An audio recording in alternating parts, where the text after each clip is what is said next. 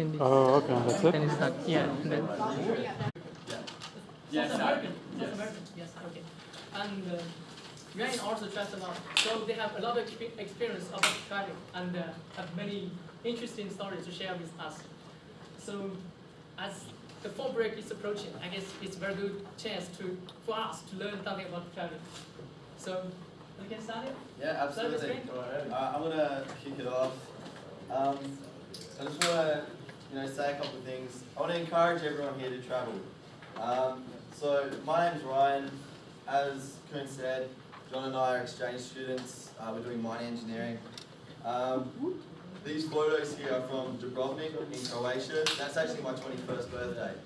So, that's actually my 21st birthday. So, that's the kind of thing, traveling, I got to experience that for my 21st. I didn't go down to the Coors Brewery. Although, that's sick, but I went to do this instead, so that's pretty good. But, a year ago, I didn't even know that I was going to be coming to the US. I didn't know I was going to be traveling through Mexico, through Europe, working in the US. That's me in Adelaide, so I was playing Mario Kart. I didn't fuck all, I just used to hang around and be lazy. I was very comfortable where I was, like most people.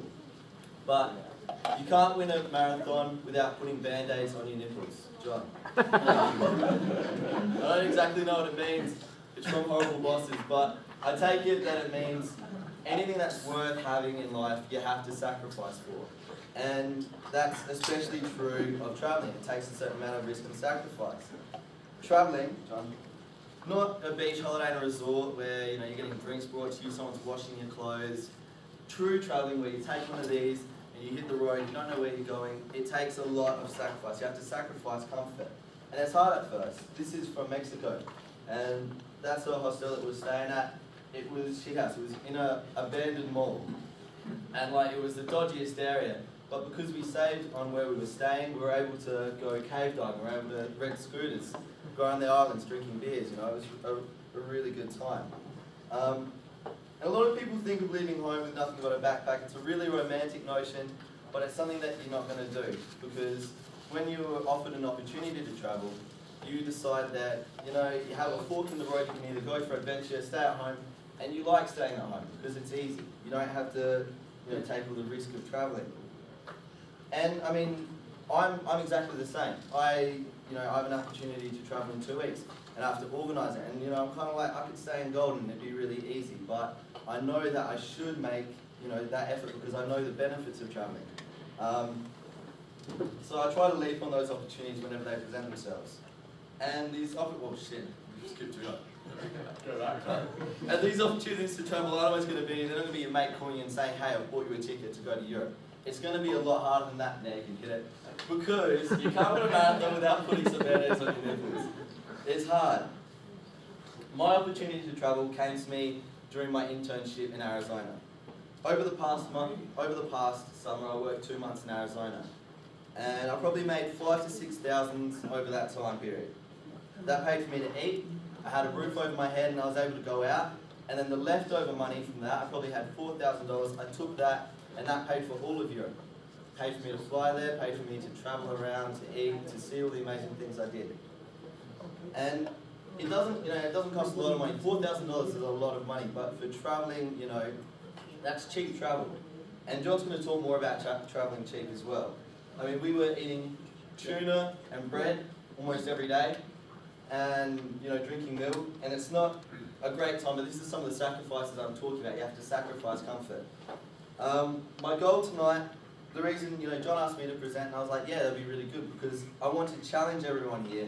I want to dare you all to stop making excuses. When you're sitting there looking at photos of all these amazing places in the world, why don't you make a goal? Put it down on paper. Write down, I'm going to go there and pursue it. I came into the US with a completely open mind. John and I both did. We wanted to make friends. We wanted to experience something different.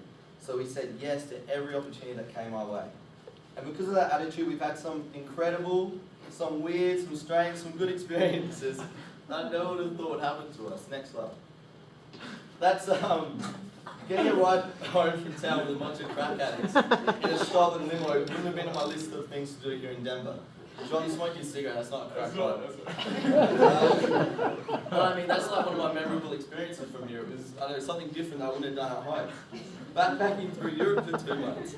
Something I never would have thought would happen to me, over this summer, over the next 2 years, 3 years, 5 years. But, the opportunity came my way and I leapt on it. Not everything in travelling is pretty. Charles here, he was stuck in the Barcelona airport for 2 weeks with no money. Nothing. And sometimes bad things happen. But I guarantee you for yourself, you're never going to find a more rewarding undertaking. Throwing yourself into a situation where you're completely out of your comfort zone is the most gratifying experience, as you gain confidence in your social ability by constantly talking to people. If you don't talk to people when you're travelling, you're going to be really lonely. You're not going to talk to anyone. You have to approach people. And when you travel, you gain confidence in your own decision-making capability. You're the one who's steering the ship. If you're at night, you're like, tomorrow I want to be somewhere else, I want to change my surroundings, you have the power to do that. And it's, it's an empowering thing. You learn to trust your own decisions, which is really good. And there's not a single thing that I've done in my life, I don't think, not studying, not partying, not, hanging out with friends, there's nothing I've done that's been more beneficial for myself than travelling. I communicate better, I connect with people better, I understand people better, and I'm more confident in myself. I urge every single person in this room to go away tonight and set a goal to travel. By next year, leave Colorado. If it's travelling the States, if it's travelling Europe, come to Australia. You can stay at my house. But I'm just urging you, you have to go and do it. And that's it.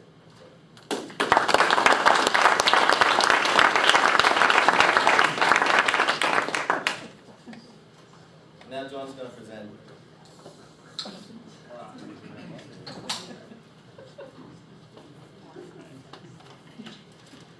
Let's get this ball rolling. Thank you. Now guys, it looks familiar, doesn't it? That photo was taken in this room. And this poor guy is bored out of his brains. He's probably daydreaming, or he's obviously not listening to the poor teacher that's trying to teach the class. But what I'm getting to is, that was me. That was me at the end of last year, back in Australia.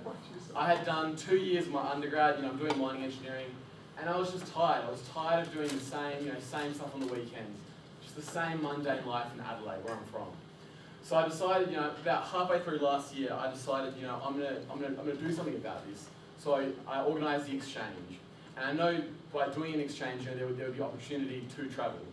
And I remember, this is kind of stupid, but I remember last year, I wrote my adventure of the world on this book, and I wrote all these notes in places where I wanted to go, costs. I spent hours and hours really researching about this trip, because I knew in my heart it was what I wanted to do. I wanted to leave Adelaide. And it's been almost 11 months. I haven't seen my friends or my family, and honestly, I'm a better person for it. I've grown enormously. I'm confident, and let's get the presentation going. So that's me. Sorry, what was that laser pointer? Is that, yeah. Thank you. Yeah, just in case.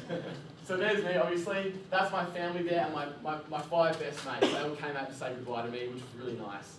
That was at the Adelaide airport, and back then I had no idea what I was about to face. I was going to Whistler, Canada, which I'm going to talk about, but I was nervous. I was scared. I remember actually walking through the custom gates.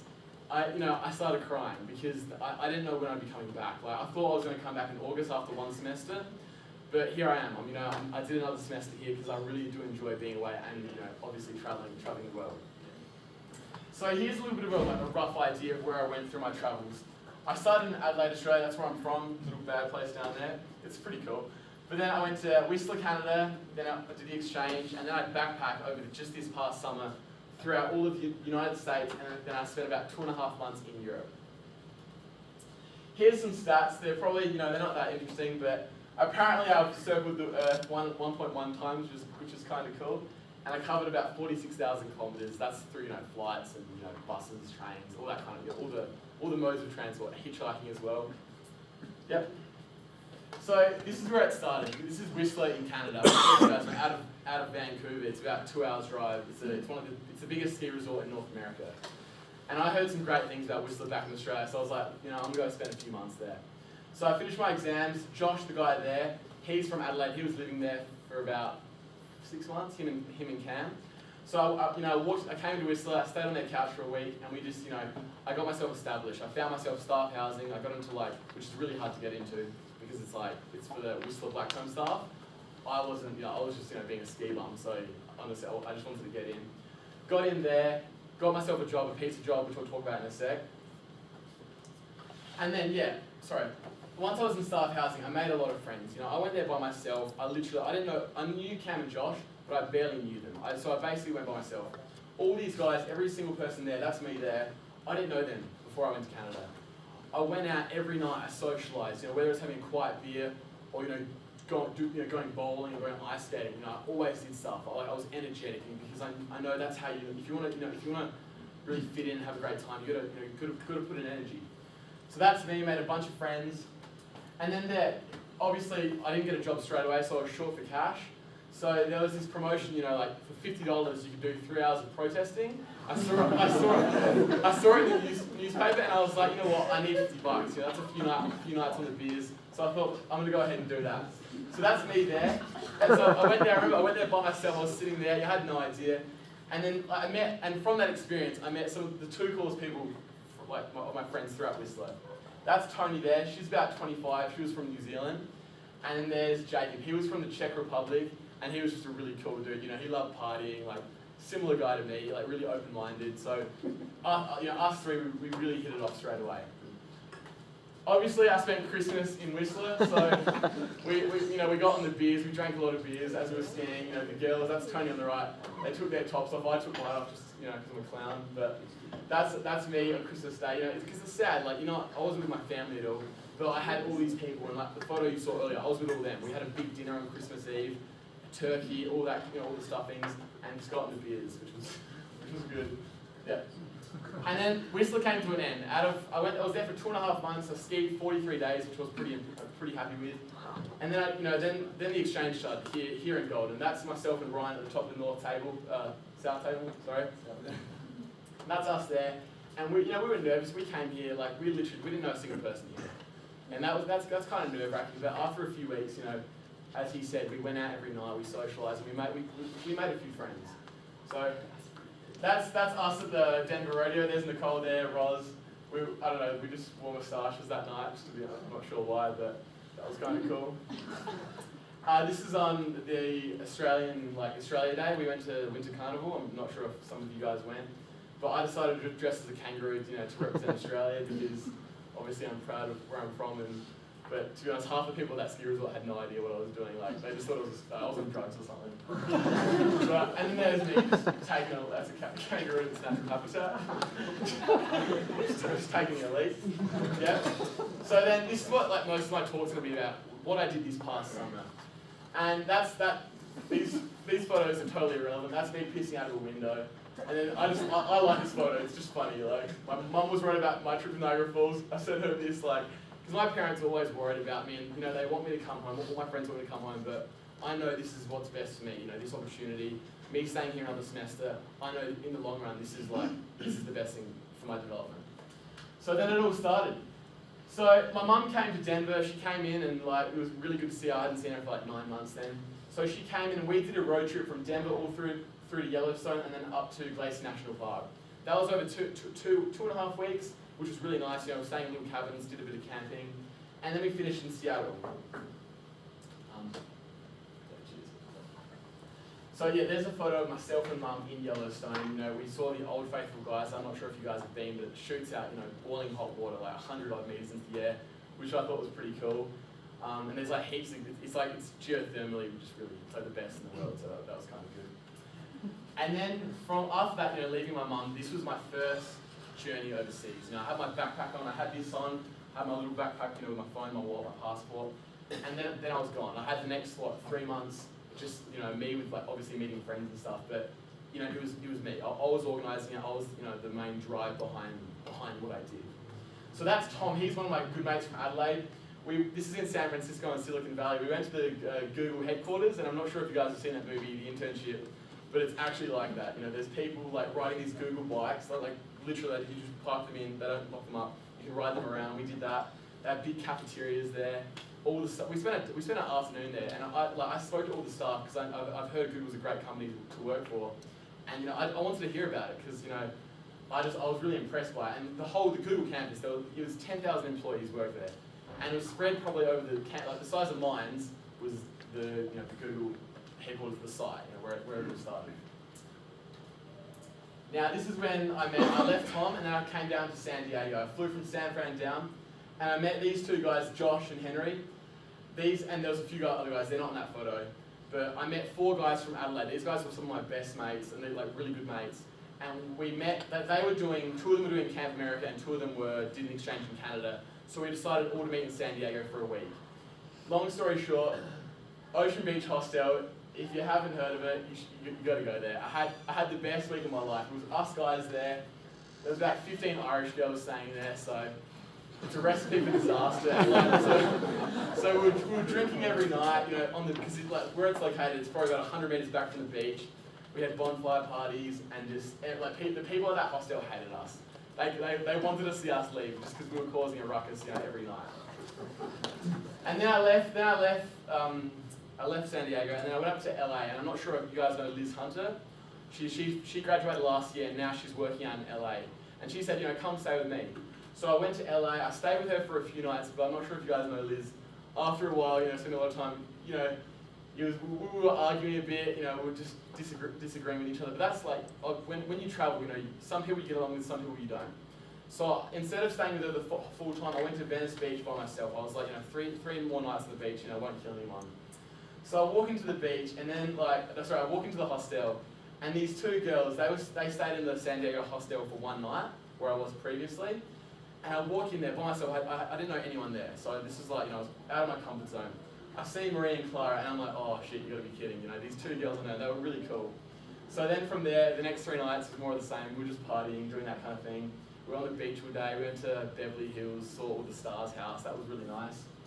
And then I left Cali. And then this is the hostel. This is literally what it's like every night. And if that interests you, I don't know. That to me, at my age, I love that. Having beers, socialising, not necessarily going to clubs or bars, just talking.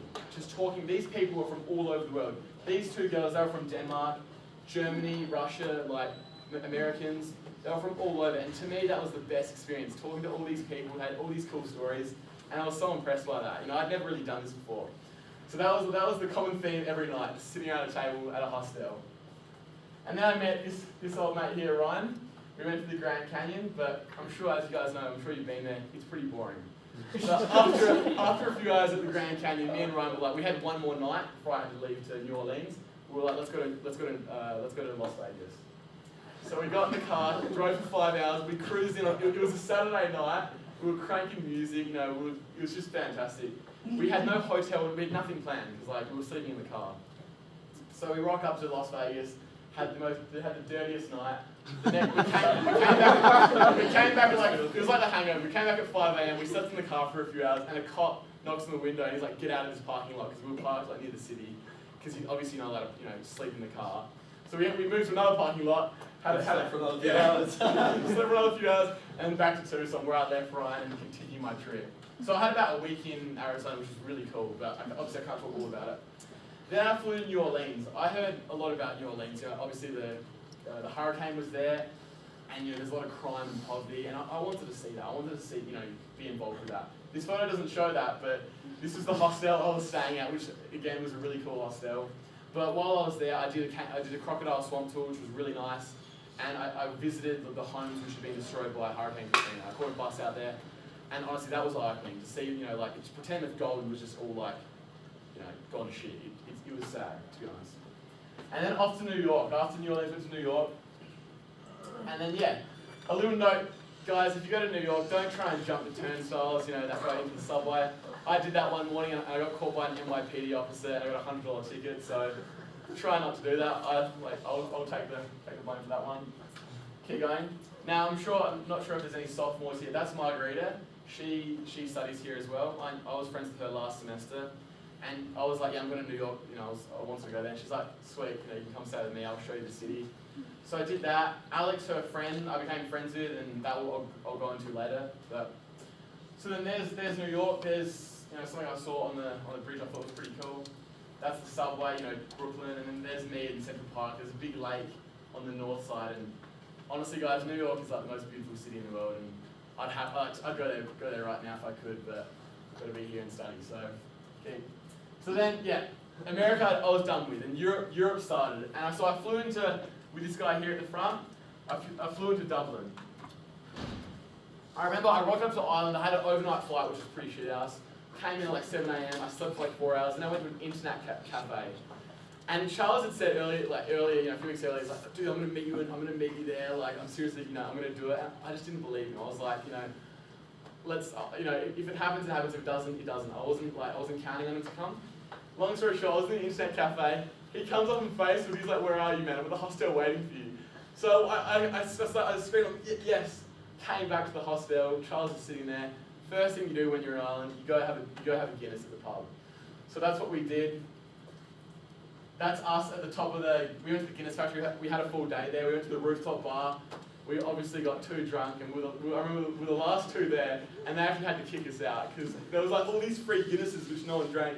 Me and him found a table. We were smashing Guinnesses the whole afternoon, talking to Irish people. Like it was really fun. And then yeah, these are some funny photos. Like that's Charles sleeping. Like we slept in the car for like 4 or 5 nights. That's us being stupid at the Guinness factory. And then there's a little portaloo we found out in the countryside, which is pretty funny. And then yeah, so we hired a car. Like, I wanted to see the countryside. I heard it was really beautiful. So what we did is we hired this car for about $20 a day each. And we slept in the car, we drove around, we basically did a road trip of Ireland, which was just ridiculous. Like, we partied in each city and met heaps of locals, and the food there was like just second to none. So yeah, what I'm trying to get at is like, you don't need a lot of money. Like we slept in the car, and like, yeah, as Ryan said, you sacrifice your comfort. It's not a bed at home. Some nights it was cold and there was bugs. I remember that one stop we stopped at. Like, some nights are shit, to be honest, but for $20 a night, I'm not complaining, and like that allows me to travel for another few months if I'm doing it cheap. So then, yeah, here I am. I left Charles Island and I went over to Scotland. And this girl, Katie, I met her in Whistler. So this is like before like my exchange. I met Katie probably like a week or two before I left for Golden. I spent one night with her. We got along really well. We hanged out all night, and it was just amazing. And like I knew like one day I'd see her again. So we were talking on Facebook one day. And I was like, I've got a week to kill before my tour starts, which I'll talk about. And she said, come to Scotland. So I found a cheap flight to Scotland. She picked me up from the airport, which was really great. Her flight, little did I know, like I barely knew the girl. I spent like one night with her. I didn't even know her. Turned out like she was sweet. She was really cool. Her family was really wealthy, which was really nice to stay. Like going from Ireland where I was sleeping in a car. Literally the next night, I'm in like a full like queen-size bed. They had a butler there. Like it was ridiculous. And that's what I love about traveling. It's like the two extremes. So I stayed with Katie. We rode around the island one of the days. She had a hot tub, so we're drinking beers in the hot tub. That was pretty nice. And that was like really cool. It goes to show you don't need to know someone like super well if you can stay with them. Like I was a bit nervous before I saw her. Literally, we got along so well. I took a bit of a risk. We still talk on Skype, and like hopefully she's gonna come to Australia. And I'm definitely going back to Scotland because like Forsyth, my surname, actually is Scottish. So that was also another reason I did want to go to Scotland. But yeah. And then this is where I did a tour of Europe, and I know that's not traveling, backpacking, but it was one of my best mates, James Cav. He only had a month in Europe because he's back in Adelaide. We only have a month break. So I said, listen, mate, this is last year. This is like over a year ago. We booked this. I'm like, bro, let's do this. This is like, it's called a Contiki. I'm not sure if you guys have heard of it. It's like an Australian-run organisation where they take you on a tour of Europe, and all you do is party. So to some of you that might sound, what's the point of that? To me, that was perfect. A single guy at 20, like I thought this sounds pretty good. So me and James did that, and we had some really good times. That's the Contiki group. Mostly Australians. There was a few people from New Zealand, America, and then obviously like Canada, but it is mostly Aussies there. So.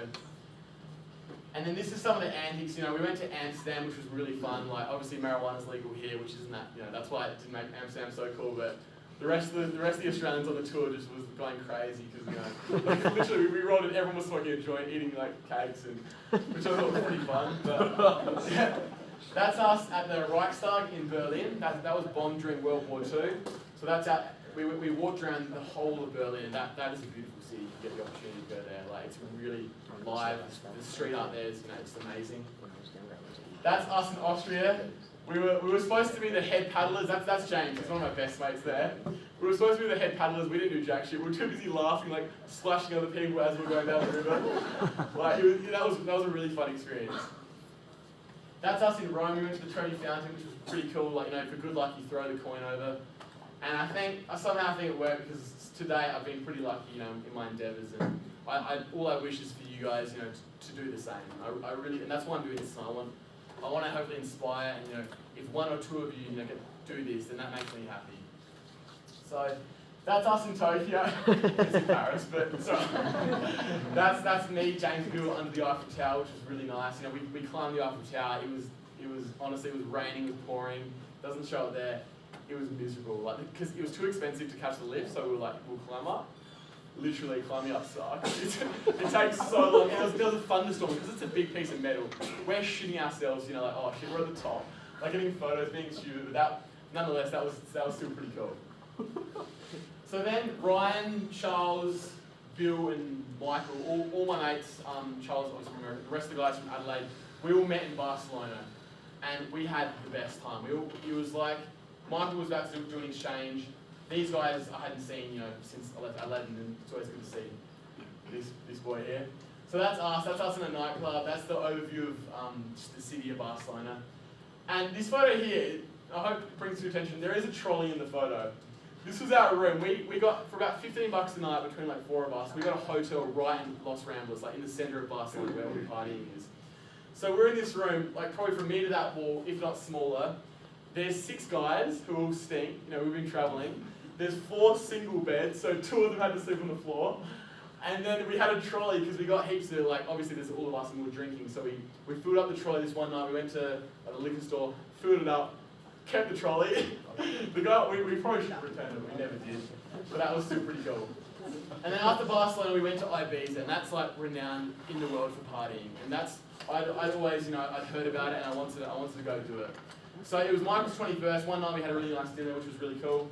And then we were there for I think 3 nights, and that's what we did. These 3 pictures, I think, just sum that up. But most of the day we'd be sleeping, and I think we were partying until 6 or 7 a.m. each night, which was pretty fun. And honestly, I do miss it. I miss all the guys, and I miss the traveling. After Ibiza, after all that, it'd been about 2 months on the road, and honestly, I was partying. I was doing a lot of stuff all the time, and being with people all the time, and I was tired of it. I needed a break. So it had been a dream of mine to go to the French Alps. So I caught a bus there, I went back to Marseille with Ryan, got a cheap flight, went up to the French Alps, and I had 5 days there.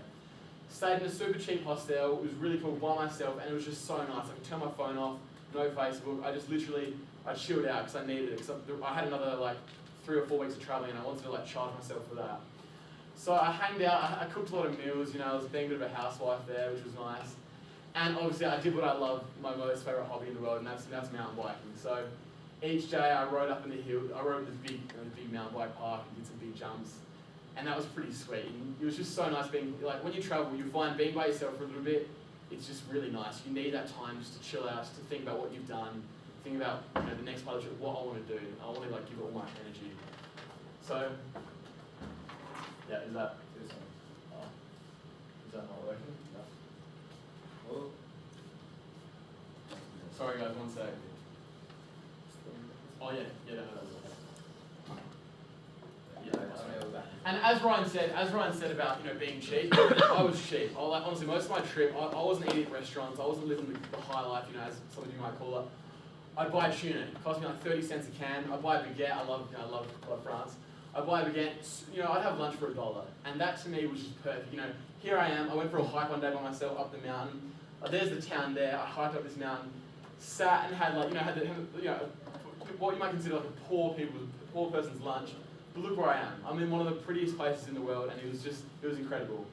So, and as I said here, I know where my priorities are. I know what I want to do with my money, and if I have to eat tuna, I ate tuna. I ate a fair bit of tuna, so I know tin tuna back to front. But I did see some cool stuff. So that's my vomit, guys. Take that in. That looks like that. This photo looks like shit to you, but to me that was one of the lowest stages of my trip. And that's what I want to get to. Like, traveling is not all fairy tales, it's not all great. Some days are shit, and this was easily one of them. This was the day I was going up to the French Alps. I was by myself, I was in the bus. Because I was being so cheap, I ate some leftover chicken from a few days before. Bad idea. I ate the chicken, I got food poisoning, and on the bus I was vomiting all over the seat next to me. It was bad. It was really bad. And then I got off the bus, and then I had to walk about 2 or 3 miles to where my hostel was, because usually the hostels are located in far away from the town, because that is why they're cheaper. So I had to walk there. It was hot. I felt like absolute shit, but nonetheless, I think that experience in itself, that the raw emotion, I just wanted to go home. I remember I Skyped my mum at midnight that night. I was like, fuck this. It was a really bad day, because I had no one to talk to. No one was there. It was by myself. Had my backpack. I didn't know, at the hostel there was no one staying, so I was literally by myself. So that was really humiliating, made me humble. It made me realize at the end of the day when you're traveling, sometimes all you have, and in life, all you have is yourself. And you got to be able to look after yourself and always, look out for your best interests. And I knew, that day made me realize that I was like, I'm lucky to be what I'm doing, but, it was a pretty miserable situation. So here we go. After the French Alps, I left for Lyon. I didn't have a place to stay that night. So I cruised into Lyon. I was going to sleep in the airport that night because obviously it's free. So I came in outside McDonald's one day. This guy, I was just sitting outside, I was on my phone using the free Wi-Fi. This guy approaches me. He saw my backpacks. We start talking. Long story short, turned out to be a really cool dude. Didn't know this guy before. We spent the whole day walking around Lyon. There's the sign. There's the river there. It was amazing. He took me out for dinner, and I ended up sleeping at his house in the spare room. So it just shows some people out there are so nice. They're willing to give. I didn't even know this guy. I barely don't even know the guy, but he took me in. He fed me. And I remember, this photo you can't see here, but we sat by the river there. And, because I hadn't seen my friends in, a week, and, my family, I was missing them a little bit. I just spoke to him about, instead of, shit talk, it was, actual some substance. We had a conversation. I remember we were sitting down there, and it was just so nice. He's obviously an adult, he's more mature. We had a, proper conversation, and I really did enjoy that. Talking to this stranger about, my problems, and, what I want to do with my life. We're talking about, big stuff, but, yeah. And then I left France for Croatia, and I met Ryan there. As he said, it was his 21st birthday, so we were all stoked. We're gonna party, and we had a huge night there. That was the view every day. We were sailing and catching buses around Croatia, so that was pretty cool. Then Penny, she was a really cool girl, and I want to talk a bit about Penny because it shows Penny is a qualified lawyer. She's one of the smartest girls I know. I know whatever she does, she's gonna be super successful. But she was working in one of the top law firms in Australia. But she gave that all up to go pursue a life of travel. And to me, that was so inspiring. And that's why I think we became such good friends in Canada, in Whistler. We hanged out, we skied a lot. I was like a sponge. I listened to her, all those stories. And that motivated me, it got me thinking shit, I want to do something like this. So that night, we had a huge night. It was Ryan's birthday. The next morning, that's Penny. She had too good of a night, which happens to the best of us. But nonetheless, it was still sweet. Then it came to London. The trip was coming to an end. My Europe travels was finishing up. So then that's us in London, myself and Ryan. And Nat, once again, a girl I met in Whistler. I met her probably a few days. I skied with her that big group. I skied with her once or twice. I barely knew her. We stayed with her. And was it good? It was fantastic. Yeah, she was our tour guide of London. We had a free place to stay in London. Cooked us dinner. Had the best time. It was pretty sweet. So then, after that, Alex, the girl I mentioned from New York, I'm not sure if you remember, one of Marguerite's friends, that's her there. Didn't know her. I remember I came to New York the night I arrived. It was 9 p.m. I had nowhere to stay. The hostels were all sold out, and it was going to be a few $100 for a hotel, and I can't afford that. So I was like, you know what, I'm going to use my resources. I called Alex, and she was like, of course you can stay with me. Come on over. So I rock up looking like shit. Little did I know, her family was super wealthy. Her dad's a top lawyer in New York. They live on the Upper East Side. It was just ridiculous. So I rock in. I was dirty. I was really dirty, looking like shit. But that was really sweet. That's her family there. So we had dinner, and that was really nice. And then after that, I stayed with her for one night. I didn't want to stay with her because her family was really strict, that kind of thing. Different to who I am, whatever. But then Marie, the girl I met in LA, we hanged out for a bit. we didn't plan on like seeing each other again, but like we got along so well in LA. We were like, let's go meet in New York. So because I was flying through New York, I was like, New York would be perfect. So she flew up to New York from New Orleans, and we spent a week staying in Brooklyn for free, and we just had the best time. I remember like a few nights we'd sit on the Brooklyn Harbor there, we'd drink beers and like just look at the Manhattan skyline. And I'm not sure if you guys have seen that. That's inspiring. That in itself just makes me really want to reach the top and ultimately be successful in what I do. But New York is like a powerful city, and it's definitely a city you got to visit. That's me at the end of my trip. Happy as Larry. I had the best time of my life, and I just hope you guys get from what me and Ryan have said, just give it a crack. Even if you don't like it, and if you don't like it, then don't do it. But maybe just once, if you've never done it, give traveling a shot. Throw in your backpack. You don't need much, which I'm gonna talk about in a sec. That's all I had. My valuables in there. My party hat, which was in most of the photos, and then there's like medication. That's important. I bought one of these from Google for like $10. Yeah, so you don't need a lot of money. You spend a lot. Yeah, and then here's just some tips and what I got out of traveling. And this is for you guys now. I've talked about my trip.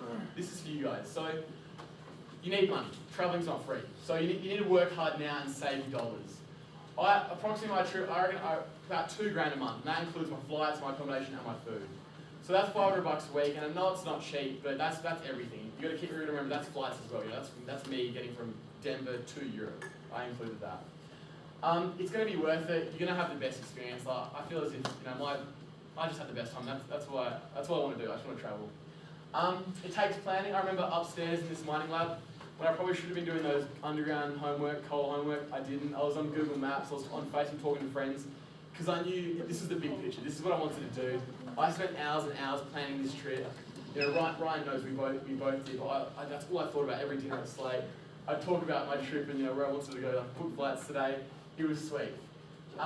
Using Facebook's really important. I mean, you don't have to use it, but it's handy. I'd pop up and like, you're going to be, Katie, you're going to be in Scotland these dates, and she's like, yeah, sweet place to stay.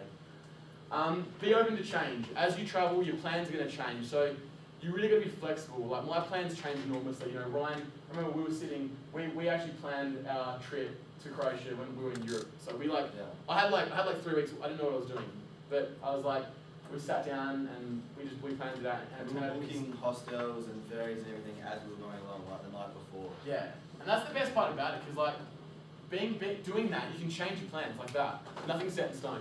Flights are obviously set in stone. Everything else you can do at your leisure. If you want to spend 2 nights in one place, in a beautiful spot, go ahead and do it. That's literally the most important part. If you're going to travel, and as Ryan said, have an open mind. You need to have pretty good people skills. You need to be able to go into a hostel, by yourself, start talking to people, be social, have a beer, whatever it is, or walk around the city with them. By doing that, you're going to make your experience 1,000 times better. And I seriously do believe that, because I did it and he did it. And, yeah. Why? I feel as if after our presentations, I don't really need to sell why you should travel, but it's the best experience. Honestly, I've grown in confidence and self-belief. I'm a happy person. I know what I want now. Life's good.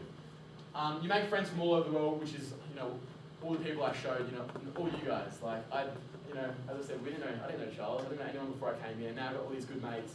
I can call up Jonas from Denmark, all over the world, which is sweet. And I can call up these people and have a place to stay and hang out with them. That excites me. And then most of all, you get to see other cultures, talk other languages, and be forced out of your comfort zone. Yep. All right. So where's next for me? I finish November next year. I finish my degree in mining engineering in honours. So I get that. I'm going to be studying part time because I've overloaded this year, and I'm going to be working part time. So my goal is to try and earn about $15,000 during the course of next year, and then all of 2015, I'm not going to jump straight into a career. This is going to happen. My heart is so set on this. I'm going to put my backpack on, the same one. I'm going to go all through Asia and Africa, and there's 2 words. That's going to be a year. I'm going to cruise around and just literally spend a few nights in each spot, a few weeks. Who knows? Who knows what's going to happen? I haven't planned anything yet, but that's what I'm going to do. That's my plan. And then maybe go back to Europe for more partying, because it's pretty good. If that's your thing, definitely go to Europe in summer. I don't get tired of that. And then 2016, the year after that, I'm gonna commence a career, hopefully get on a grad program like BHP or Rio as a mining engineer, and then I can start my life and hopefully move up the ranks. One more story, and then that's it. I want to share with you guys is I remember in LA, I was leaving Liz's house and I had my backpack on. I was going to Venice Beach, and I remember like I caught the bus. I had to catch a bus and a train, and I got off at the bus, and then I had to walk a few kilometers to the train stop. I was in like a sketchy part of LA, like it was pretty dangerous. Long story short, but whatever. I had my backpack on. I was by myself, and I know it's hard. Like I can picture this moment, and it's gonna stay with me I think forever. It's the most free I've ever felt in my life. It seriously was. It was raw, like the emotion I felt, and that's why I'm doing this. That feeling, like that. That's why I'm trying to chase the feeling. Like I had my backpack, had no worries. I had plans. I was about to embark on this huge journey across the US and Europe, and I was excited. And I just remember walking down. Like, it was hot, and I was almost grinning. I was laughing. I was just like, this is so good, and that's what I want for you guys. If you guys ever get the opportunity to put your backpack on, get a bit of money together, go do it. I hope you enjoyed the talk.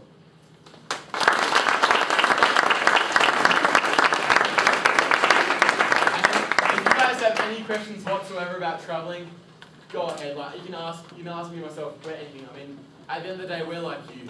We're students. I'm no smarter than any of you guys. Like literally, I seriously mean that. Probably stupider, but it takes a bit of courage and balls. So, if there's anything you guys want to ask, go ahead. Yeah, a couple quick ones actually. Yep. Could you give us the email or the website with that travel stats? Yeah, absolutely. Yeah, I did that today up in the mining lab. I thought Okay. it'd be cool to show some. Yeah, I can absolutely do that for you. All right, cool. And then second, how did you go about like arranging stays at the hostels? Was that sort of like a pre? Hostelbookers. You got to. What was that? Sorry. Hostelbookers.com. Okay. Hostel bookers, but to be honest, if you wanna, like the hostels I stayed at, like some of those photos you saw, I chose. I mean, that's what I wasn't. I didn't want a quiet hostel. Yeah, there's two types of hostels. You got your party hostels and your quiet ones, and because that's for two different types of people. Mm. I mean, some of you know me. I wanted to stay at the party ones. I wanted to drink and like meet people. So what you have to do is read the reviews, but then talk to people through your travels. Like you'll notice, like literally, people are gonna say like that New Orleans one. Like they were like India House Hostel. You got to stay there. I stayed there.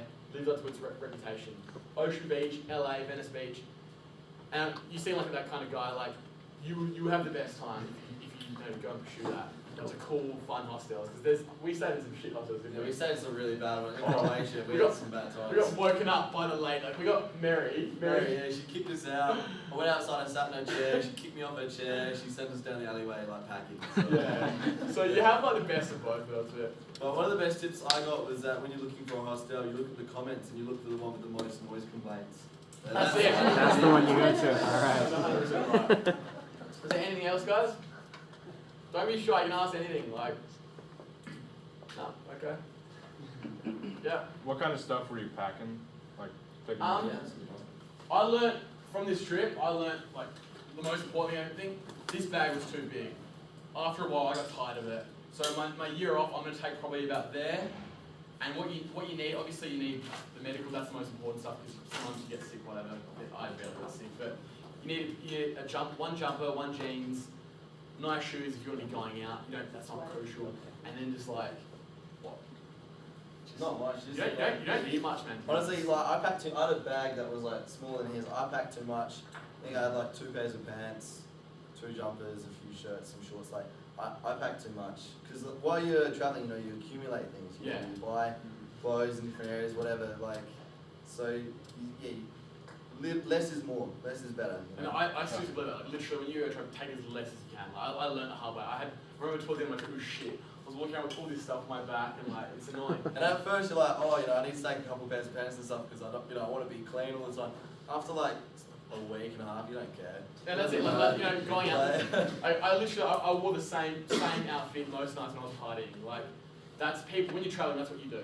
You can't. It's not like here in Golden or in Adelaide where you can like wear different shit and have like nice jumpers, whatever. When you're traveling, you gotta have your one outfit you like, and then one to go out, one to hike, and then you just hang them up at the end of the day.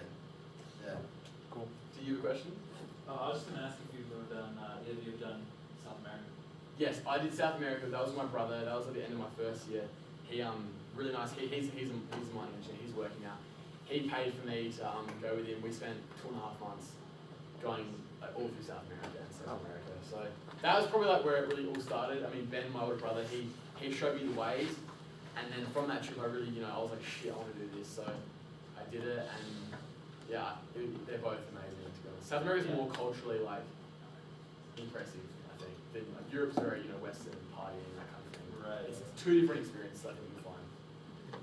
But Did you guys have any experience with couchsurfing?